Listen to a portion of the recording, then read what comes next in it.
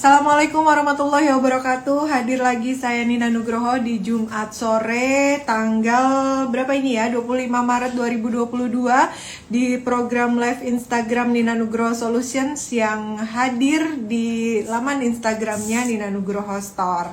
Sore hari ini kita akan ngobrolin tentang suatu hal yang penting sekali menjadi dasar pengetahuan kita untuk bertindak nih terkait pandemi COVID-19 yang sudah melanda kita di 2 tahun lebih ini ya, dari 2020, 2021 dan ini 2022. Harus bagaimana dan harus apa ini tergantung dari status ya untuk pandemi ini. Apakah masih tetap pandemi atau bisa disebut endemi? Nanti kita sama-sama akan bahas hal yang penting dan substansial ini bersama dengan narasumber kita yang terhormat.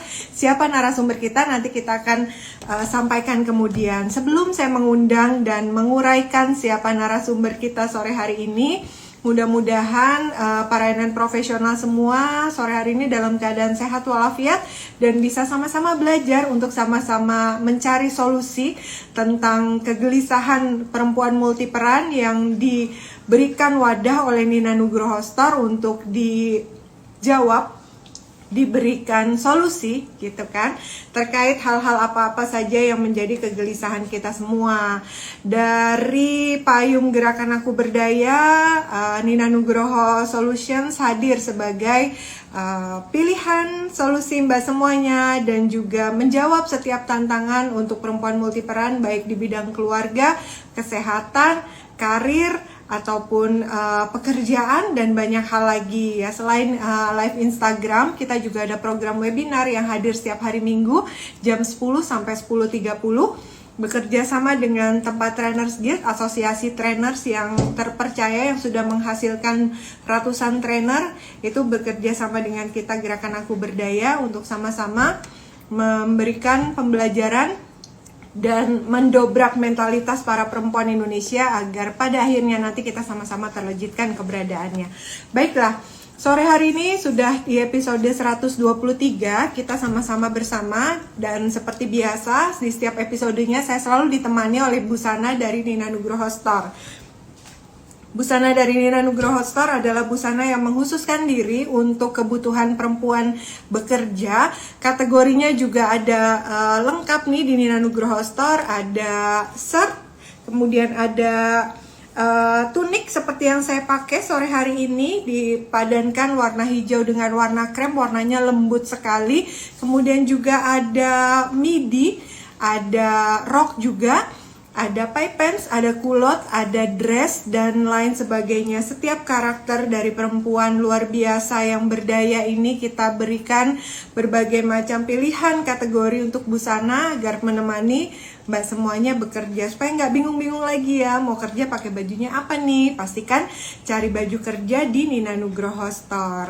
Baiklah, tidak berlama-lama lagi, saya akan menyampaikan di episode 123 ini kita akan kedatangan narasumber Dr. Andi Homeini Takdir Harudi atau biasa dipanggil Dr. Koko. Followersnya juga di Instagram banyak ya, silakan nanti follow @dr_koko28.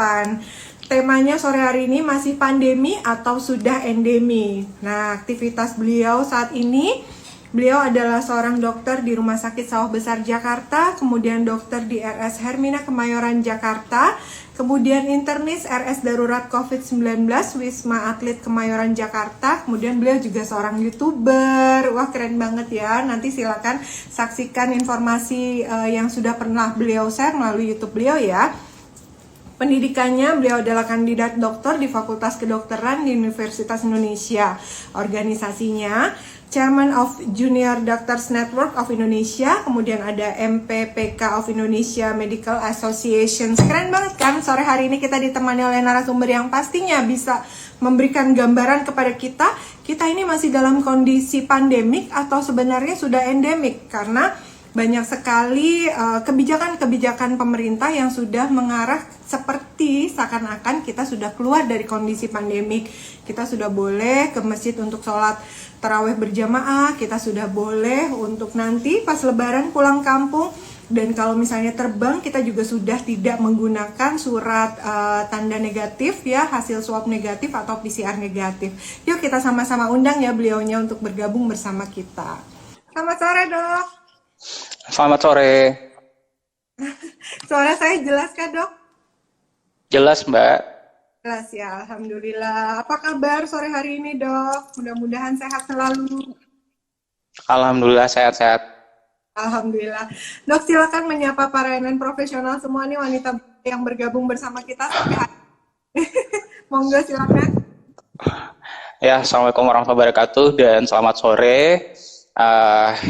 Terima kasih untuk Mbak Nina Nugroho dan tim yang sudah berkenan untuk sharing ya dan memfasilitasi sharing sedikit sore ini mengenai pandemi atau endemi ya atau apalah namanya sekarang. Dan apa ya, saya nggak biasa sih ngasih sambutan panjang lebar kecuali kalau memang soal ini live IG ya. Jadi kita lihat aja nanti apa aja yang mau dibahas, yang mau diskusikan. Semoga nanti bermanfaat untuk para teman-teman yang mengikuti live IG kami sore hari ini. Terima kasih. Saya kembalikan ke Mbak Nina. Iya, ini kayak di TV nih dok, kita tektokannya. Kita kembalikan kepada ya dok, nanti mau ambil minum teh, minum kopi, makan pisang goreng, kita ngobrol santai nih. Mudah-mudahan nanti seperti yang dokter sampaikan bisa bermanfaat informasinya kepada semua. Dok, sebelum kita ngobrol panjang lebar nih dok, sebelum apa sih sebenarnya arti dari istilah yang tadi kita berdua obrolin nih, pandemik itu apa, kemudian endemik itu apa gitu dok? Jadi kita kembali lagi ya ke sebuah penyakit. Kalau kita lihat ini settingannya adalah yang kita sebut wabah bernama COVID-19. Kalau kita tahu asalnya itu terdeteksi itu pertama kali di Wuhan ya, di Cina. Nah, kalau dia masihlah di Wuhan, tahap Wuhan aja ya, kemudian dia tidak keluar dari kota itu, hanya beredar bersirkulasi di situ, maka kita sebutnya endemi. Ya, dia di lokal. Kemudian ternyata dia kan, kita ingat itu kejadiannya pada saat orang lagi libur tahun baru Cina kalau nggak salah, lagi fase liburan tahun baru Cina, di mana banyak warga Wuhan yang mungkin tidak tahu dirinya sakit atau mengira dirinya itu flu ya, batuk pilek biasa, dan waktu itu kan belum ada itu, dia sempat keluar liburan jalan-jalan ke berbagai negara. Gara-gara itu maka wabah ini yang awalnya itu dari Wuhan, dari Cina, malah waktu itu di akhir 2019 dan awal 2020 itu meluas ke beberapa negara. Tahap itu adalah tahap pra-epidemi namanya. Ya, jadi mulai ada kasus 1-2 orang yang tertular di negara-negara yang didatangin oleh orang-orang yang mungkin tidak tahu bahwa dirinya COVID-19, since waktu itu namanya belum populer kan. Karena WHO sendiri baru menyatakan COVID-19 itu sebagai sebuah wabah itu kalau nggak salah itu pada minggu kedua Januari tahun 2020.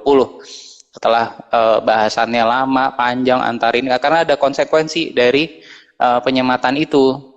Nah, kemudian karena makin seiring waktunya orang itu berpindah dengan cepat dan virus itu ikut bersama manusia, bersama perpindahan manusianya, lama-lama bukan epidemi aja, dia bukan hanya ke beberapa negara, ternyata mayoritas negara di dunia dalam kurun waktu beberapa minggu saja itu sudah kedetek ada COVID-19.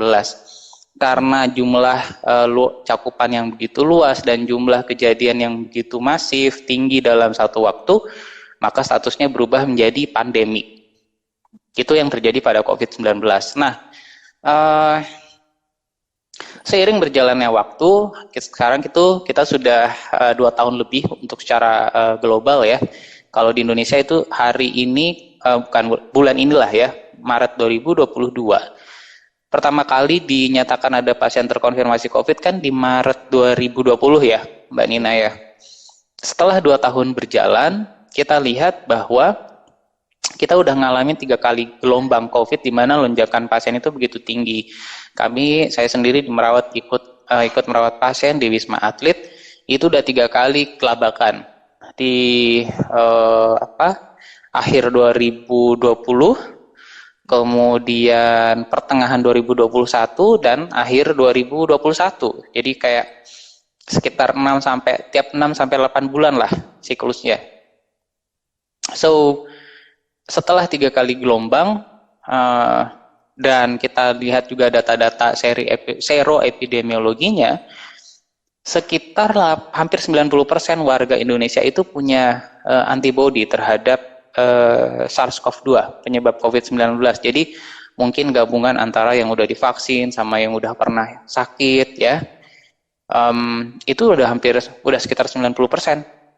Nah, berbarengan dengan itu, fasilitas kesehatan selama 2 tahun ini, rumah sakit, puskesmas, klinik, tenaga kesehatannya sendiri yang merupakan komponen penting di dalam layanan itu udah makin bersiap, udah ya tidak sepenuhnya tahu karena ilmu itu terus berkembang, tapi kita udah lebih paham, oh COVID itu mau diapain nih pasien ini.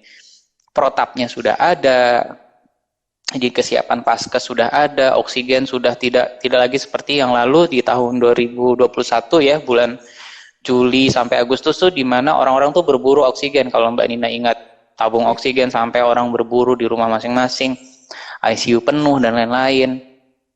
Nowadays alhamdulillahnya kondisi menjadi sudah lebih bagus, dan dengan beberapa poin tersebut, maka sekarang ini menurut teman-teman di epidemiolog itu dinyatakan bahwa Indonesia itu masuk tahap transisi ke pra-endemik. Jadi ada tahap sebelum endemik itu pra-endemik. Nah, kita sekarang itu dari pandemi transisinya ke pra-endemi dulu. Karena masih harus hati-hati dengan kasus yang masih tinggi di beberapa wilayah gitu ya, di beberapa provinsi. Kita lihat settingan Indonesia itu mungkin kalau di total wilayah kita itu saingannya satu Eropa sama satu Amrik. Gitu, saking luasnya Indonesia. Jadi kita harus lihat tidak hanya Jakarta, tidak hanya Jawa Barat, Jawa Tengah, Jawa Timur, harus lihat luar Jawa, lihat Sumatera, Kalimantan, Sulawesi, Maluku, Papua, Nusa Tenggara, dan juga Bali. Itu semua yang menjadi tempat-tempat di mana kita menilai indikator-indikator kesiapan secara umum, baik pemerintah maupun masyarakat, apakah kita siap bertransisi dari pandemi menjadi endemik. Gitu Mbak Nina. Siap nggak? Siapkah sekarang ini? Karena kan nowadays saya sebenarnya agak khawatirnya karena kita tuh rata-rata udah mulai abai dengan prokes ya. Nah, itu nggak usah jauh-jauh, saya sendiri aja ya. Kadang-kadang tuh dulu pada saat gelombang 1, 2, 3 itu really disiplin dengan masker gitu. Kalau di rumah sakit itu pantang bener tuh lepas masker, yang namanya lepas masker tuh nanti baru pulang ke rumah setelah selesai bersih-bersih dan lain-lain baru. Tapi sekarang dengan udah ada vaksin, kemudian ada yang sebagian udah booster, kemudian kasus sudah melandai dan lain-lain, ya saya akui itu kalau misal sendiri di mobil atau berdua bareng adik saya kan, kemudian di apartemen, di rumah, di tempat kerja, kalau sendiri filter udaranya bekerja atau jendela kebuka itu lepas masker kadang-kadang. Nanti baru dipakai kalau ada pemberitahuan, dok ini ada pasien mau masuk, mau gini, mau berobat dan lain-lain. Jadi itu kayak oke, saya aja gitu. Mungkin orang lain yang tidak terinfo itu bisa jadi lebih longgar lagi. Dan memang benar kan, itu yang ikut dibahas di Satgas, di pemerintah, oleh pemerintah juga tadi menyampaikan bahwa wah ini prokes kita rada kendor itu secara general. So itu PR, itu masih jadi PR Mbak Nina. Iya. Berarti jawabannya sudah ke arah pra-endemi, tapi tetap harus diiringi dengan prokes yang ketat.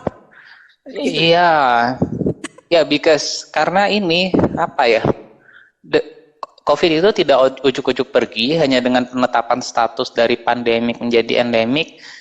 The disease still there ya, si penyakitnya itu masih bersirkulasi, COVID-nya masih tertransmisi.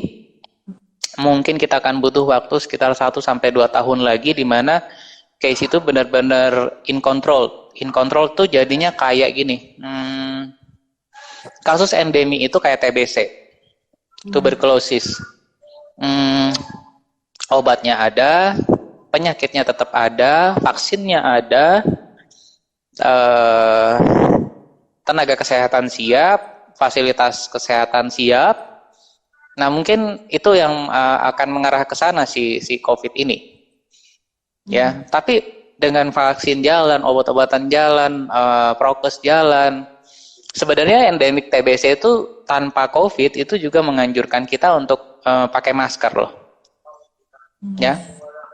Karena tanpa disadari, mungkin disadarinya sama pasien atau sama keluarga pasien yang TBC, di Indonesia itu bisa hampir 1 juta, sekitar 1 juta per tahun TBC itu. So dari 200 orang ada 1 TBC. Atau bukan 270 ya, ada sekitar 1 orang yang TBC TB. Begitu pula dengan COVID. Jadi standar kita adalah bagaimana orang per orang dan rumah per rumah, keluarga per keluarga itu sadar bahwa kalau saya gunakan masker, maka itu untuk kesehatan diri sendiri. Kalau kita perbaiki sirkulasi udara dalam rumah, itu untuk kebaikan diri sendiri. Ada filter udara dan lain-lain, itu juga buat diri sendiri sama keluarga. Selebihnya adalah tugas pemerintah, kayak nyediain rumah sakit, oksigen, obat, menyiapkan nakesnya, jangan sampai kecapean, harus didaya gunakan semua. Hal-hal kayak gitulah Mbak Nin. Ya, betul. Jadi tetap ada hal yang harus dilakukan pemerintah satu pergi gitu ya. Jadi tetap harus. Iya. Ya, baik. Dan benar nggak sih Dok, boleh bilang udah mengarah ke mungkin ya normal kehidupan. Ya, kalau saya ditanya sebagai seorang dokter, kita kayak tadi jawaban saya adalah kita berada pada fase menuju pra-endemik. Itu satu. Dan berapa lama fase itu? Sekitar 1-2 tahun untuk sampai pada tahap endemi. Jadi tetap waskita ya, kayak benar-benar hati-hati banget kalau kita menetapkan satu status, karena ini statusnya juga nanti kita harus lihat interaksi kita dengan negara-negara lain, teman-teman di misal yang terdekat adalah Asia Tenggara, kemudian kita tahu orang sekarang bisa, saya aja pernah keliling the globe itu dalam dua hari.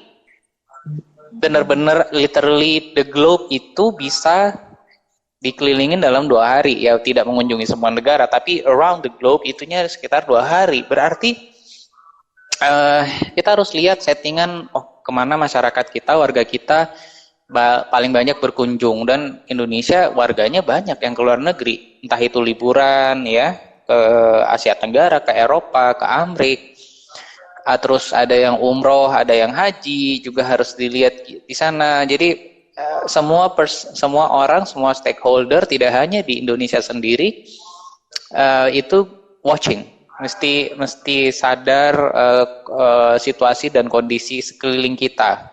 sekeliling lingkungan, sekeliling kota, sekeliling negara, dan juga ya around the globe. Jadi semua masih harus dilihat. Kita berharap kondisinya terus membaik tentu ya, karena saya sebenarnya sebagai contoh kan aku kayak saya tuh Mbak Nin konsultan psikosomatik dan paliatif. Memang bidangnya penyakit dalam, memang juga ikut meneliti kayak vaksin dan obat untuk COVID. Tapi pekerjaan kita di luar COVID itu udah banyak sebenarnya. Jadi kalau kayak sekarang tuh ada pelandaian, bersyukur karena yang bidang kami sendiri masing-masing itu bisa kembali ke urus, itu loh. Kalau dia melonjak lagi, capek lagi kita ngurusin yang itu tuh, capek lagi, tersita lagi tenaga ke sana, ya. Fokus dan Kalau prioritas. dia melandai, iya, karena di luar COVID sendiri, Indonesia itu sendiri, masyarakat Indonesia itu butuh banget, banyak sekali dokter, di banyak sekali permasalahan, mulai dari ujung rambut sampai ujung kepala. Ada masalah di jantung, cancer, diabetes, stroke, terus kelainan kongenital, macam-macam deh. Just name it, ada ribuan penyakit, dan COVID itu menambah beban beban sistem kesehatan kita itu benar-benar nambah. Yang komorbid itu pada ditarik turun lagi kan status kesehatannya.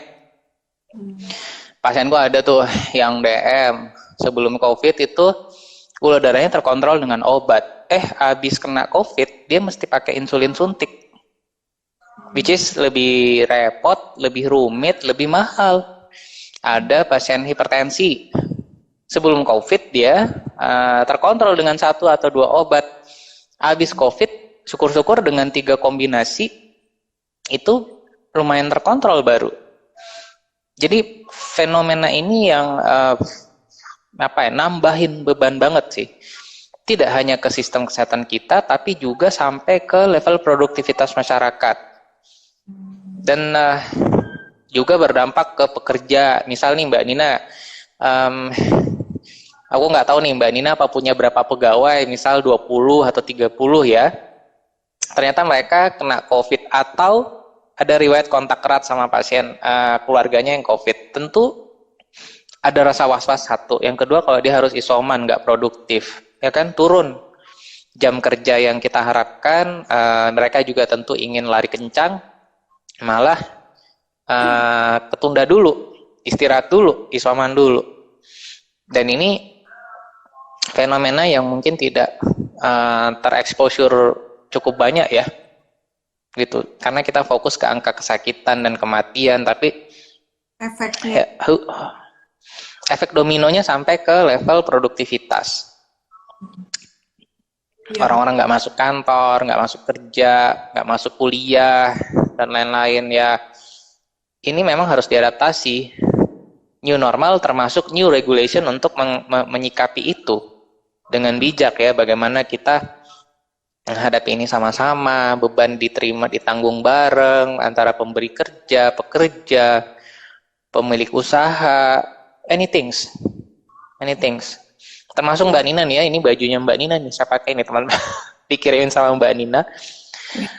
Dikirimin, mungkin nggak terlalu kelihatan karena pakai IG, tapi ya hal-hal kayak gini nih, UMKM ya, terus usaha mikro, kecil, menengah, itu berdampak. Memang bisa bertahan, tapi untuk berkembang mesti pakai strategi baru, other things lah.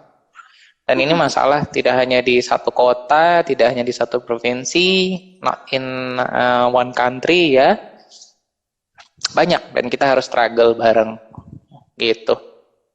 Iya, iya luar biasa. Kita sempat 1 tahun WFH dok, jenis usahanya harus produksi. Iya. Iya. Alhamdulillah sih dok, kondisi-kondisi itu membuat kita bisa menciptakan strategi-strategi baru gitu. Positif side-nya di situ. Mudah-mudahan kita sehat dulu, bisa ya. Ya, amin. Tapi ya new normal dan bisa menjalani peran masing-masing di masyarakat. Tuh. Iya, berarti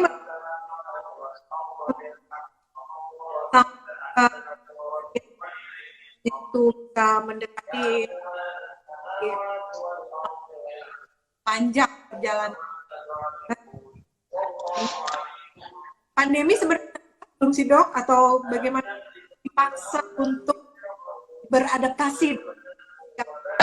Iya, iya, orang beradaptasi bisa mandiri, dia adapt ya, tapi kita harus lihat situasi orang Indonesia dengan demografi yang begitu luas, tingkat pendidikan ada yang S1, S2, S3, ada juga yang nggak lulus sekolah, ya, ada yang maaf nih belum mencicipi bangku pendidikan formal. Ada juga yang meskipun udah S3 tapi bukan bidangnya kesehatan itu kan.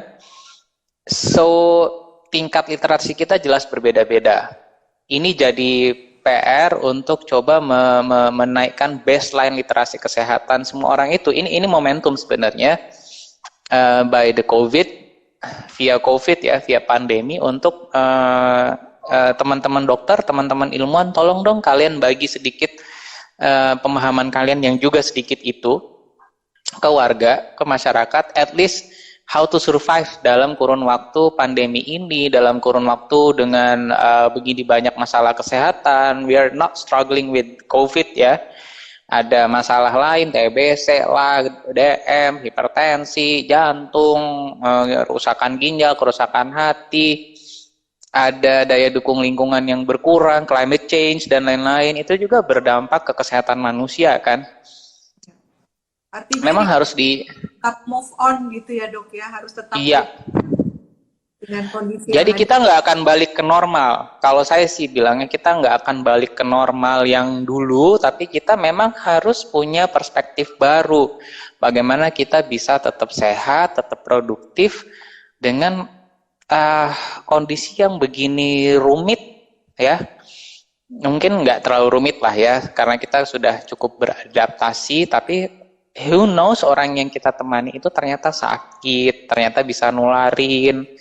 Bukan hanya COVID, ada penyakit-penyakit lain. How we adapt with dan konsekuensi beberapa lama setelah sakit, pemulihan itu juga harus disiapin. Kayak gitu deh.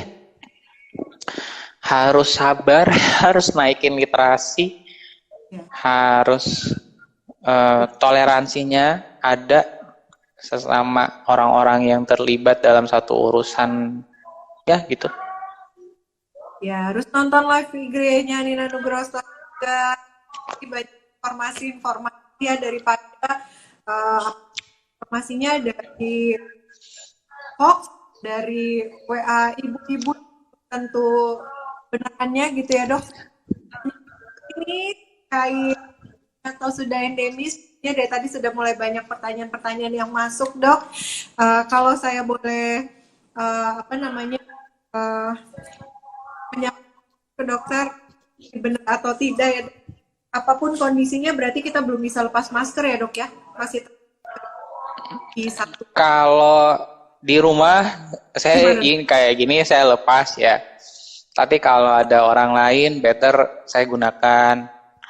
Kalau circle itu circle kecil kami kayak di keluarga gitu, atau di kantor yang kantornya juga nggak terlalu gede, orang-orangnya kita tahu gitu, at least ada jaga jarak, kemudian ventilasi dibuka ya, penyesuaian-penyesuaian kayak gitu ya, untuk meminimalkan risiko tertransmisinya virus itu.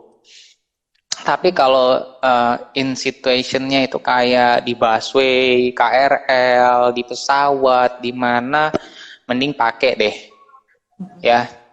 Terus ke pasar atau kemana, mending pakai, karena itu cara kita untuk saling jaga. Gitu Mbak Nin. Oke, siap. Dok, izin bacakan pertanyaan ya dok, udah mulai masuk tanya dari para non profesional. Pertanyaan, dok, jadi apakah nanti penggunaan masker tetap harus dilakukan meski sudah masuk fase endemi katanya? Wah, sama saya Silakan dok. Iya, in my humble opinion, iya. Oke, Jawabannya semoga iya. jawab tetap pakai masker ya. Iya. Ya. Kemudian dari Windy Chan 14 nih dok. Dok, apakah COVID Delta X Omicron yang sekarang sedang diwaspadai bisa berkembang di luar dugaan? Wah, perkawinan antara Delta dan Omicron. Apa dok namanya? Delmicron? Delta Apa ya? Cron. Delta Cron. Delta Cron. Ini Iya. apa diwaspadai atau mungkin nggak berkembang di luar dugaan? Bisa berkembang di luar yang kita harapkan ya, bukan di luar dugaan sih, karena kelakuannya si coronavirus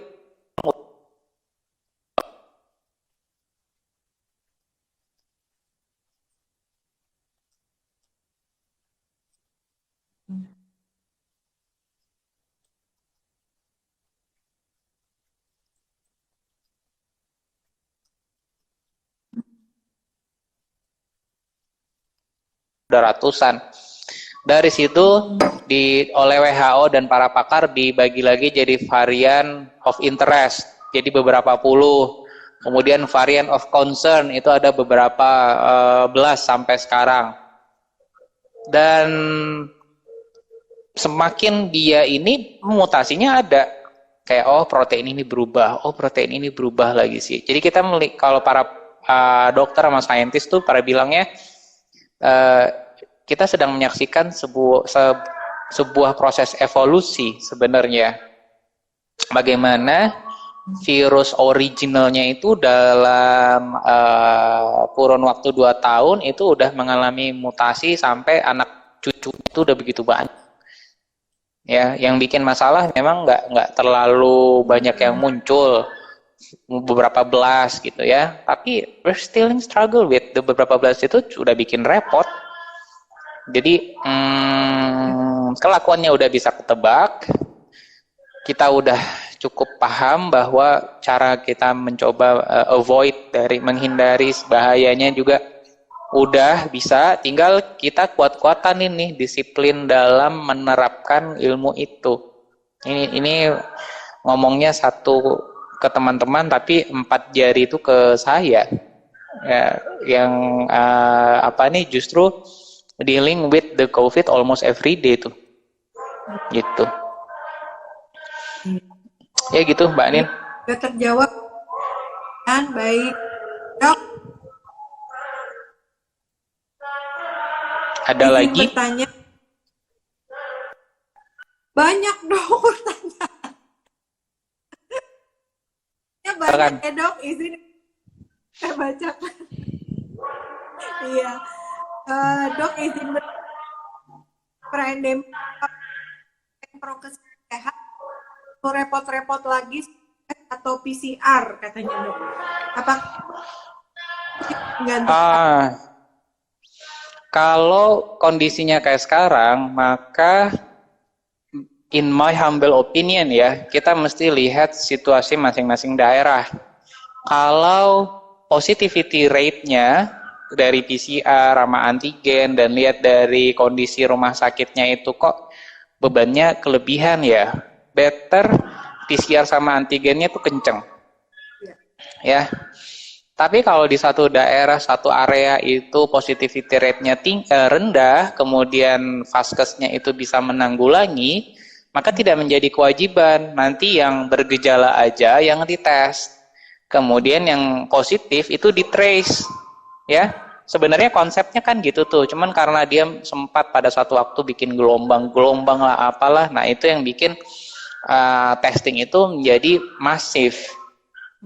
Pelan-pelan kayak tadi, kalau ternyata udah case di satu wilayah itu in control, kemudian orang-orang di nakes sama vaskesnya itu bilang, oke, we could maintain this, bisa kita handle kok. Nah itu kita nggak akan teriak bahwa tolong dong dilakukan testing masif karena ini kayaknya banyak yang asimptomatik kan gitu tuh.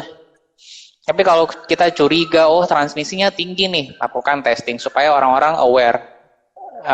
Permainannya kayak gitu. Bukan permainan dalam tanda konotatif ya, tapi how we deal with how we trying to bagaimana mencoba mempertahankan kualitas hidup warga begitu. Ya. Jadi apa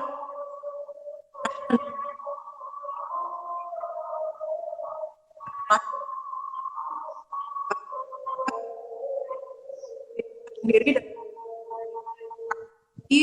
ke kondisi seperti apa kalau misalnya memang ya diperlukan ya. Iya. Oke, baik. Selanjutnya lagi, gimana pikir COVID ini sudah mulai hilang atau lebih baik keadaannya, tapi tetap melaksanakan protokol kesehatan. Jadi ini tuh sebenarnya keadaan dan apakah udah lebih baik, apakah makin buruk gitu? Kira-kira kayak gitu dok pertanyaannya. Kurvanya melandai, kabar baiknya begitu. Other things bukan kabar buruk sih, tapi ya bagaimana kita mempertahankan kabar baik itu dengan prokes. Udah. Iya. Sesimpel itu.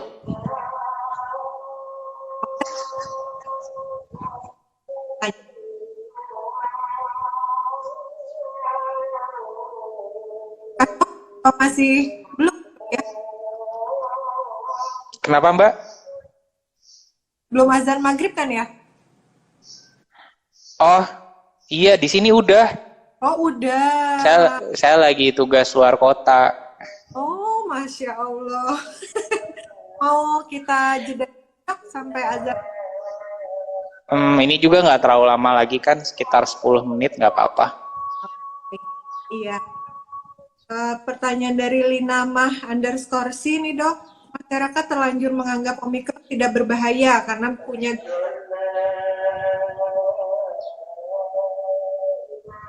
COVID ini sepele ya dok. Tapi karena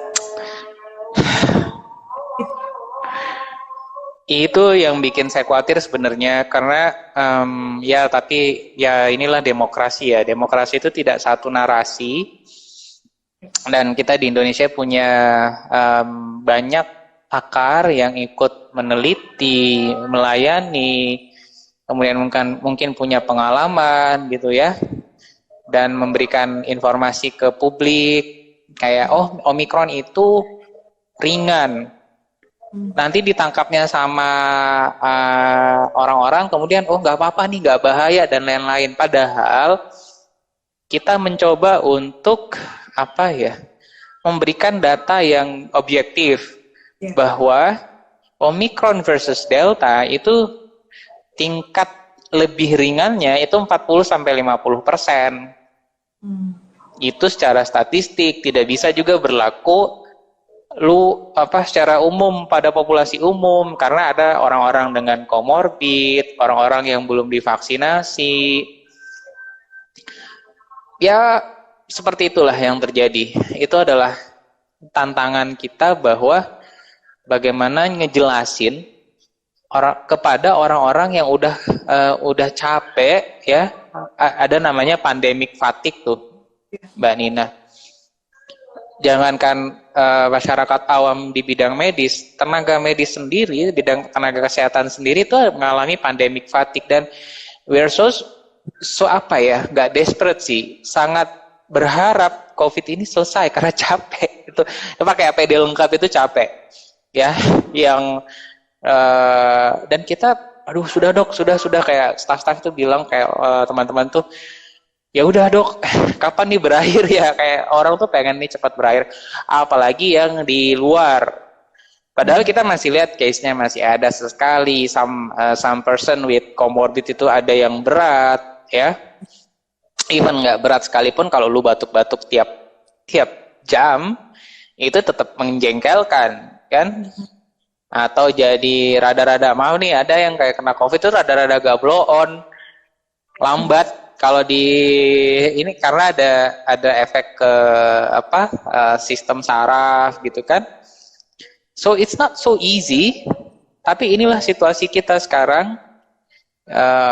Kita mencoba menjelaskan itu ke publik yang nanti kita harapkan pelan-pelan mereka terima lagi informasi itu secara Oh ya, ya, jadi yang kemarin beneran yang bilangnya itu ringan banget, nggak juga. Tetap ada risiko-risiko ini. Itulah yang coba kita sampaikan ke masyarakat. Nggak capek-capek, nggak bosen-bosen, anggap aja itu jadi ladang amal ya. Kayak saya nggak tahu nih, ulama tentu bisa lebih ngejelasin kayak kalau kita mencoba menyelamatkan kehidupan satu aja, katanya kan apalah pahalanya gede lah, apalah segala macam ya. Apalagi kalau saya nggak tahu kalau in term of dalam mencegah orang sakit, semoga juga bisa kayak gitu tuh. Jadi termasuk mengedukasi, kayak kita nyampein how to prevent, jangan sampai kena. Bagaimana kalau ada yang keluarga yang sakit, hal-hal kayak gitu. Karena ini masih seperti yang saya sampaikan, masih transisi dari pandemik ke pra-endemi. Pandemi ke pra-endemi ya. Iya, not yet an endemic ya, masih on process, masih dalam perjalanan kita. Iya, betul sekali. Dan jadi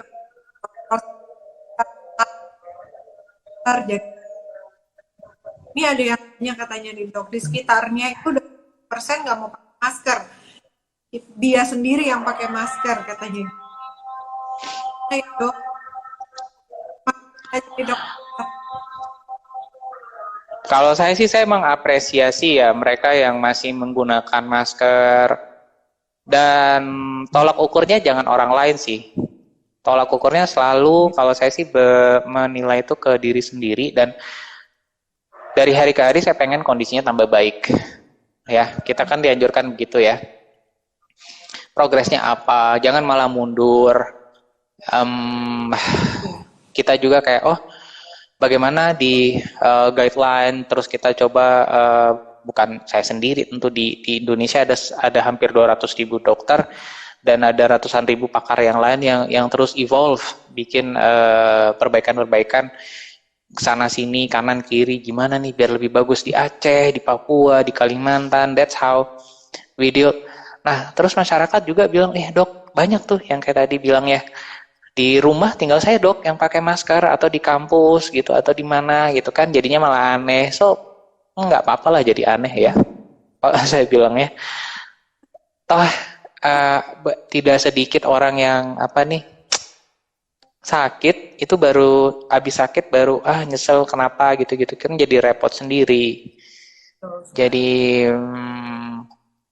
menjadi lebih dewasa, menjadi lebih bijaksana ya, itu lebih dibutuhkan sih hari-hari ini. Kalaupun orang-orang lain di sekitar kita mungkin kurang kurang aware, kurang bijak, malah ngebully dan lain-lain. Ya itulah situasinya. Kita doakan aja mereka tetap sehat kan. Jangan dibalikin hal-hal yang kurang baik lagi ke merekanya. Gitu. Oke, baik. Ini ada pertanyaan bagus nih dok, dari Miss Ru Lavni. Dokter, apa sih yang jadi fokus utama saat pandemi sudah berubah jadi endemi? Menjadi endemi selain menjalankan prokes 5M. Fokus utamanya kalau saya sih lihatnya bahwa di layanan kesehatan kita tuh ada 5 pilar sebenarnya. Preventif, promotif, kuratif. Preventif itu mencegah, promotif itu membuat orang menjadi lebih sehat ya. Kuratif itu mengobati yang sakit. Rehabilitatif itu mencoba memulihkan seseorang pasca sakitnya, dan paliatif itu kayak mempertahankan kualitas hidup orang-orang, pasien-pasien ini agar mereka bisa fungsional kembali setelah sakit yang cukup berat atau masih dinyatakan sakit ya. So the focusing akan kalau ditanyakan akan dijawab beragam sesuai dengan bidang masing-masing orang. Tapi in general kalau ini dalam sebuah kita bicara sistem, maka semua item itu harus diperkuat. Begitu juga dengan penyakit-penyakit yang lain. So di bidang preventif harus tetap anjuran-anjuran yang bisa meminimalkan risiko sakit, masker lah dan lain-lain ya. Promotif itu kayak olahraga dong, atur makan yang sehat ya, makan makanan bergizi, less stress, bagaimana membangun kehidupan sosial yang sehat, daya saling dukung, itu kan promotif semua tuh. Ingat ada peribahasa yang dalam apa ya, tubuh yang sehat terdapat jiwa yang kuat dan sebaliknya, kan itu masih berlaku ya. Terus yang kuratif, gimana caranya yang dokter, yang tenaga kesehatan, pemilik rumah sakit, termasuk pemerintah itu provide, siap, oh kalau sakit bisa ditolong, nggak pakai ribet, obat dan oksigen ada, alat-alat ada tersedia, that thing ya. Rehabilitatif, mereka yang pasca COVID, ada masih sesak napas dan lain-lain, ini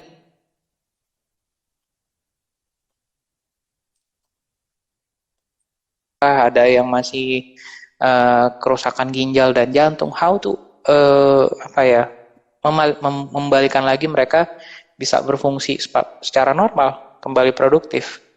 So the focus will be very wide, tapi secara keseluruhan adalah bagaimana kita, kalau saya sih tetap patokan ke sesuai yang dihitung sama pemerintah bahwa tahun 2045 itu Indonesia emas ya. Dan Indonesia emas bisa dicapai dengan bonus demografi, penduduk yang sehat. So, penduduk kita harus sehat. Fokusnya itu. Penduduk Indonesia harus sehat. Dengan cara apapun. Ya. Dengan cara apapun. Berarti dengan cara apapun ya 5 titik tumpunya tadi. Preventif, promotif, itu rehabilitatif dan paliatif. Baik, Dok, satu pertanyaan terakhir sebelum berpisah. Banyak pertanyaan yang masuk nih, Dok. Cuma pertanyaan-pertanyaannya. Pertanyaan terakhir, sebenarnya apa sih yang harus masyarakat lakukan, persiapkan gitu untuk peralihan dari masa pandemi ke pra-endemik ini, sehingga jangan sampai nantinya yang udah masuk ke pra-endemik balik lagi jadi pandemi gitu, Dok. Iya. Kalau saya sih ya, percakapan kita hampir 1 jam ini itu sebenarnya udah banyak sekali menyeratkan ya. But kalau mau dikompilasi menjadi 5 poin bisa, Mbak. Pertama, jangan mau sakit ya. Jangan membiarkan diri kita sakit, berarti preventifnya harus bagus ya. Dan tidak usah pakai urat untuk mengingatkan orang-orang. Cukup kita mulai dari diri sendiri dan coba jadi teladan. Itu satu. Karena ini bukan, poin keduanya, ini bukan lari sprint, nggak akan selesai dalam 1-2 minggu, 1-2 bulan. Ini adalah maraton, dan kita akan hidup with itu menjadi daily living ya, mungkin dalam beberapa tahun ke depan gitu. Dan poin ketiganya adalah tunggu, simak, dan dengarkan dengan baik otoritas yang memang berbicara sesuai bidangnya. Jangan dengerin hoax gitu ya. Kalau ada informasi yang datang, oke, kita simak dulu nih apa sih. Terus datang informasinya dari mana? Apa latar belakang dia? Kalau misalnya saya tiba-tiba, karena saya dokter penyakit dalam, terus tiba-tiba saya ujuk-ujuk bicara so tahu soal mata, jangan dengerin saya. Karena saya bukan pakar di sana. Bahwa saya tahu dikit-dikit mungkin ya. Kalau saya tiba-tiba ujuk bicara tentang kesehatan kulit, jangan dengerin saya. Saya bukan expert di sana. Harus lihat background-nya orang yang bicara. Apa dia memang benar dididik, hidup dalam lingkungan yang memang menjadikan dia paham? Apakah dia memang researcher di situ, kualifikasinya kayak apa, itu penting. Tidak hanya dalam bidang kesehatan, tapi dalam bidang lain. Seperti Mbak Nina, kalau bicara desain, bicara baju, ya, fashion, mungkin saya akan merujuk ke Mbak Nina dan kawan-kawan. Itu pun ternyata ada bidang-bidangnya lagi kan, keahliannya. Ada yang fashion muslim, ada fashion wanita, fashion laki, fashion anak, I don't know, mungkin ada fashion orang tua nanti. Dan kita akan lihat itu. Itu poin ketiga. Poin number 4 adalah toleransi lah, saling jaga. bahwa fase-fase ini itu butuh kewaskitaan, kebijaksanaan, kehati-hatian, every person. Dan tantangan kita sebelum itu adalah bagaimana kita bijak tidak hanya pada level yang pendidikan atau literasinya sama dengan kita. Kalau kita toleran with circle kita aja, ya wajar. Tapi kalau ternyata ada pihak lain yang, aduh dia pahamnya baru segini tahap ini, terus kita tiba-tiba misal, lu bukan COVID gitu, misalnya ya, kalau dia batuk pilek gitu, terus dia marah gitu kan, ya bisa jadi atau tersinggung atau gini-gini, itu bisa jadi. Padahal mungkin kita kayak hanya cuma nanya doang, ya kan? Nah itu butuh kayak, oh enggak, COVID kan emang udah lazim ya, bukan lagi aib, bukan lagi gini. Kita udah tahu tahapannya apa, mesti gimana, jangan sampai kita nularin atau jangan sampai kita tertular. Ya seperti itulah. Semoga dengan 5 poin dan juga yang kita obrolin, kayak teman-teman tuh yang mungkin ada beberapa banyak yang udah nyimak sore ini lebih ini ya, lebih siap deh. Itu. Oke, terima kasih banyak dok atas waktunya. Senang banget ngobrol Sama-sama Mbak Nina. Tentang pandemi, pra-endemi, endemi. Mudah-mudahan para RN profesional di rumah lebih paham nih kondisi sekarang ini bagaimana dan harus apa yang disiapkan. Seperti itu. Dok, di luar kota masih disempatkan untuk live IG bersama kami untuk informasi dan yang luar biasa. Terima kasih banyak. Terima kasih. Sama-sama Mbak Nin. Mudah-mudahan jadi amalan yang tak terputus untuk dokter. Amin. Ini soalnya ini juga selain saya konsultan di Wisma Atlet, saya juga ini kayak duta perubahan perilaku gitu di Satgas. Jadi kadang-kadang memang ada satu waktu tuh kayak keluar kota, liatin gimana kondisinya dan okay, sometimes emang agak mengkhawatirkan ya, tapi harus tetap santuy, nggak boleh panik, nggak boleh ngomel-ngomel, karena banyak orang yang udah capek, jujur begitu. Ya nggak bisa kita pacu, paling kita coba semangatin lagi, kita ingetin lagi untuk kebaikan mereka sendiri. Betul sekali. Ini tadi saya titip menyampaikan dari 7 Megawati mengucapkan terima kasih katanya kepada para nakes kita yang sudah luar biasa berjuang untuk supaya pandemi ini segera berlalu. Mudah-mudahan selalu diberikan kesehatan katanya dok. Amin. Amin, terima kasih. Salam. Sama-sama Mbak Andin. Selamat beraktivitas, semangat dan semangat buat dokter. Makasih dok. Thank you Mbak Andin. Selamat malam di sana. Selamat malam. Oh ya, ini udah maghrib di sini. Makasih. Assalamualaikum. Sama-sama. Aku izin live ya Mbak ya. Ya, makasih ya dok. Terima kasih. By the way, bajunya bagus. Orang-orang bilang bagus. Terima kasih. Hope you like it. Makasih Mbak Nin. Assalamualaikum.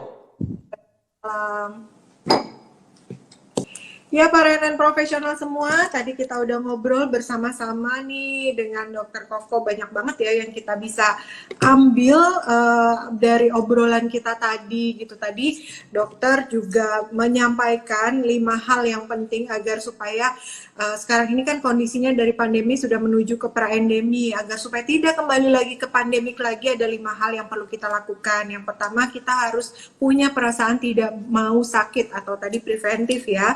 Preventifnya tuh harus bagus. Kemudian juga kita harus dalam kondisi maraton nih menghadapi endemi ini, bukan lari sprint jarak pendek dan dalam rentang waktu yang cepat, tapi ini dalam kondisi maraton dan rentang waktunya lama, sehingga kita harus sama-sama bisa menjaga kondisi, pola makan, silakan rajin berolahraga, kemudian juga less stress dan juga support each other. Lalu selanjutnya, kalau misalnya ingin mendapatkan informasi tentang sesuatu, tunggu dan simak. Juga dengarkan dengan baik informasi dari pihak yang terpercaya. Jangan mudah termakan oleh hoax. Jadi, rajin-rajin nonton Nina Nugroho Solution karena banyak sekali informasi yang bisa Mbak akses nih untuk terkait COVID ini.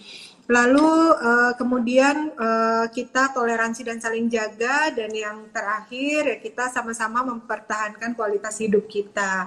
Terima kasih kepada Dokter Koko tadi sudah ngobrol bersama kita sore hari ini di episode 123. Oke, sekarang waktunya saya menyampaikan siapakah pemenang dari episode 123 yang telah mengajukan pertanyaan terbaik sore hari ini. Pemenangnya adalah... Ini yang mana? Ada 3. Ini? Yang ini.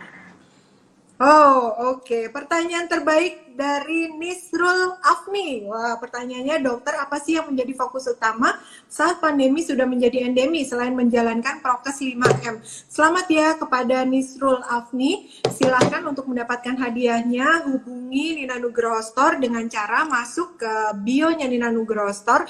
Ada link yang bisa diklik untuk kemudian berkomunikasi dengan sales advisor kami. Silakan berikan alamat dan sampaikan bahwa saya pemenang dari Nina Nugroho Solutions episode ke-123 di hari Jumat tanggal 25 Maret 2022 ya. Nanti insya Allah akan segera dikirimkan hadiahnya. Terima kasih kembali saya ucapkan kepada para dan profesional semua atas supportnya untuk kegiatan Nina Nugroho Solution yang hadir setiap hari Jumat jam 16.30 sampai 17.30. Dan jangan lupa saya ingatkan kembali, kita hari Minggu masih ada nih program dari Gerakan Aku Berdaya di jam 10 sampai 11.30. Temanya Dare to Good. Nah, narasumbernya M. Supriyadi, personal power specialist, membangun kembali kesadaran akan pentingnya mendesain kehidupan sendiri. Wah, agar tidak menjalani mimpi orang lain di kehidupan kita pribadi. Keren banget kan? Silakan bergabung webinarnya. Untuk mendaftar, masuk melalui Instagramnya Gerakan Aku Berdaya. Di situ ada link yang kemudian bisa diklik, bisa terhubung dengan admin Gerakan Aku Berdaya untuk kemudian dikirimkan linknya agar bisa bergabung di hari Minggu nanti ya Mbak. Jangan lupa yang hari Minggu itu Zoom melalui webinar, bukan live Instagram. Oke, terima kasih saya ucapkan sekali lagi. Saya pamit undur diri dari hadapan para profesional semua. Semoga Mbak semua dalam keadaan sehat walafiat selalu, diberikan kekuatan, kesabaran, dan mudah-mudahan terhindar ya dari COVID fatigue, pandemic fatigue dan lain sebagainya, karena kita selalu senantiasa menjaga kondisi kita agar lebih baik dan lebih baik lagi. Wabillahi taufiq wal hidayah, saya pamit undur diri. Kalau ada salah-salah kata itu salah dari saya, karena kesempurnaan hanyalah milik Allah Subhanahu wa taala. Assalamualaikum warahmatullahi wabarakatuh. Sampai ketemu Jumat minggu depan dengan tema-tema yang tidak kalah menarik lagi. Terima kasih Nina Nugroho Store untuk busananya ya. Assalamualaikum.